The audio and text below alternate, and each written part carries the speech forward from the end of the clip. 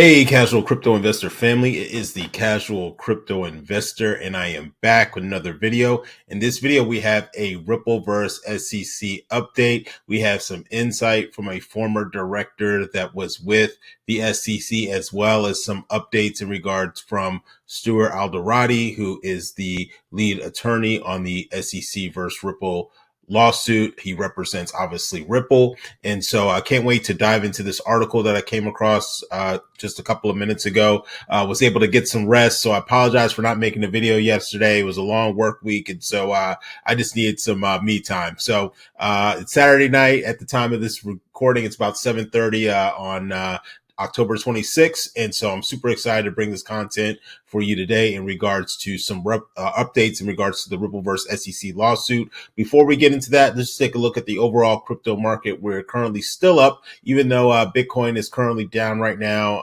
as well as Ethereum, especially even XRP right now. Looks like we're having a little bit of a pullback, but overall, the market is still up 1.76% currently right now. As you can see, Bitcoin is sitting at $67,000 right now.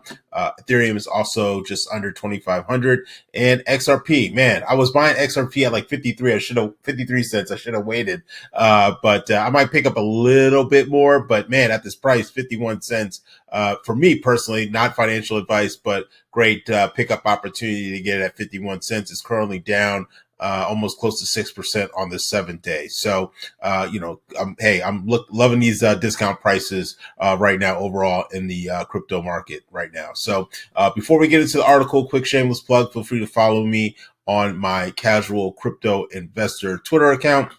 Sometimes it's easier for me to tweet than it is for me to make a video. So feel free to follow me on there. We are sitting at 365 followers, slowly crawling our way up to 500 followers. I'm grateful for the progress that we're making, and so feel free to follow me on there so you can stay updated what's going on in the crypto market as well as what's going on in the casual crypto investor community. All right, so enough talk. Let's get into this article. So it says Ripple versus SEC former official weighs in on new developments. So we had a lot of things that happened this past week. We had Ripple, Stuart Alderati filing Form C in regards to the lawsuit.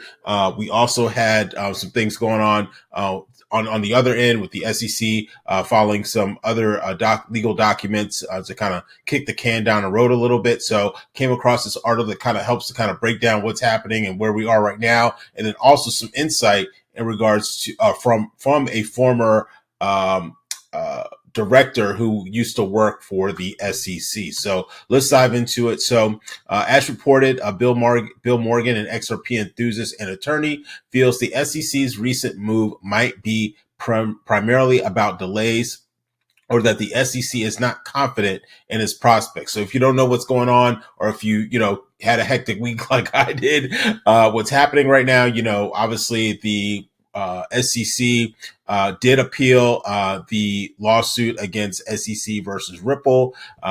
Then what happened after that? Ripple, Stuart Alderati, the lead attorney on the Ripple side, filed a Form C legal document, and looks like they're looking to shoot for January 15th, I guess, to have their next discussion about the lawsuit. So let's move on. So it says, however, former SEC Regional Director Mark Fagel weighed in to clarify the situation. Countering the delay speculation, Fagel believes that the SEC might not be intentionally stretching the process. So this is the, let's see, he tweeted here. Let's see, is that, no, I'm sorry, my apologies.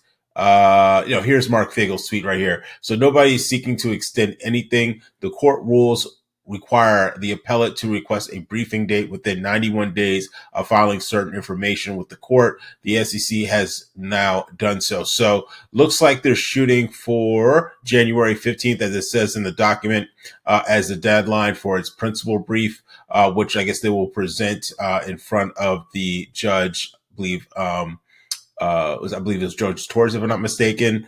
And so that's kind of where we are right now. So we probably won't really get any more recent news until after the 15th, most likely. Moving on, he said that nobody's seeking anything to extend anything. The court rules require the appellate to request a briefing date within 91 days of filing certain information within the court.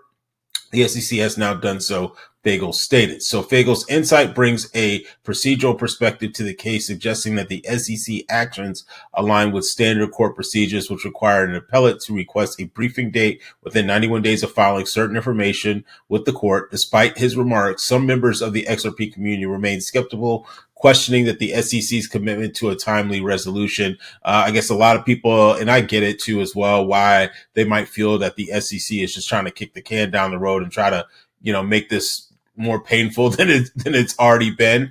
But then the other thing too, which you also got to keep in mind, which this article didn't, point out, is the where we are right now as a country. We have an election coming up, so we don't know who is going to be in charge of what, right? So I think honestly, it's probably also a move just in general to figure out what happens after the seas settle a little bit, after we figure out who's going to be president, who's not going to be president. Because obviously, as we know, Donald Trump has come out publicly saying that he's going to fire, Gary Gensler our day one into the office. And January 15th is actually before he actually takes office. And so, or assuming that he wins, but, who knows what's going to happen. All bets are off right now. But if Donald Trump does win, then obviously he would take office after the 15th, but if Kamala wins too as well, she would take office after the 15th. So I think they're probably looking to see where do we fall in regards to leadership for the country. That will obviously dictate on where we are in regards to what direction we go in regards to crypto. So that's just kind of my 2 cents on that aspect. Moving on to as well other latest updates. So Ripple Labs, as I mentioned, has filed Form C in the United States Court of Appeals for the Second Circuit, listing out the issues it plans to raise on its cross appeal. So they are basically appealing their appeal. That's what's going on right now. And so Ripple's chief legal officer, Stuart Alderati, confirmed the filing on an X post on October 25th, basically yesterday, adding that the SEC can't submit new evidence or ask Ripple to produce more evidence or any more probably documents or anything like that.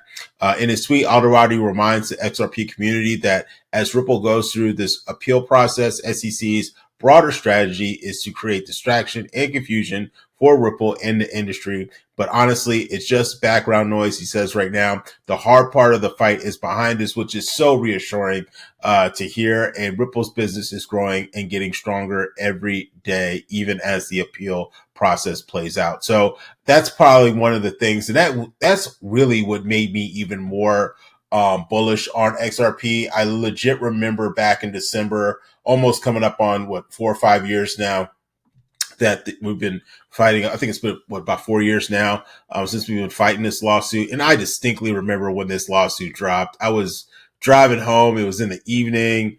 And I remember like the price of XRP was like around like 20 cents or something like that. I did sell a little bit of it because I was out of fear. But then I was like, you know what? I'm going to keep buying. And so I kept buying, and I still buy to this day in regards to XRP. And, one of the things that reassured me that XRP would get over this hump was that they were still growing. They were still adding partners and still growing their business. And so obviously, with that, what company or what large organization or million, or and some of these organizations might be, billion dollar organization is going to still work with a company that's under a lawsuit. And so that's what kind of reassured me and gave me the motivation I need to stay the course with XRP. So that's kind of my story.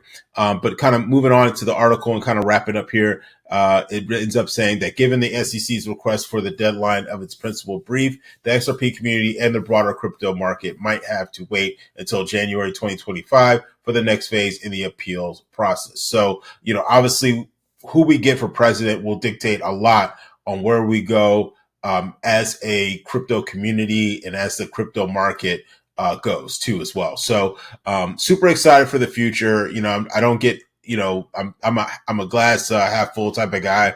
And so I'm optimistic for the future. I think 2025 can be and will be a great year for crypto, regardless of who gets in the office, because the pressure is on to, push the crypto market forward, to help with these companies that are innovating, especially here, the ones that are innovating here in the US. So I do feel that the future is bright for crypto. But let me know in the comments what you think.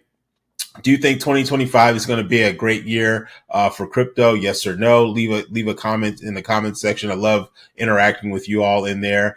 And I will see you in the next video. Again, if you like this type of content, make sure you like, comment, share, and subscribe. And I'll see you in the next video. Take care. Bye-bye.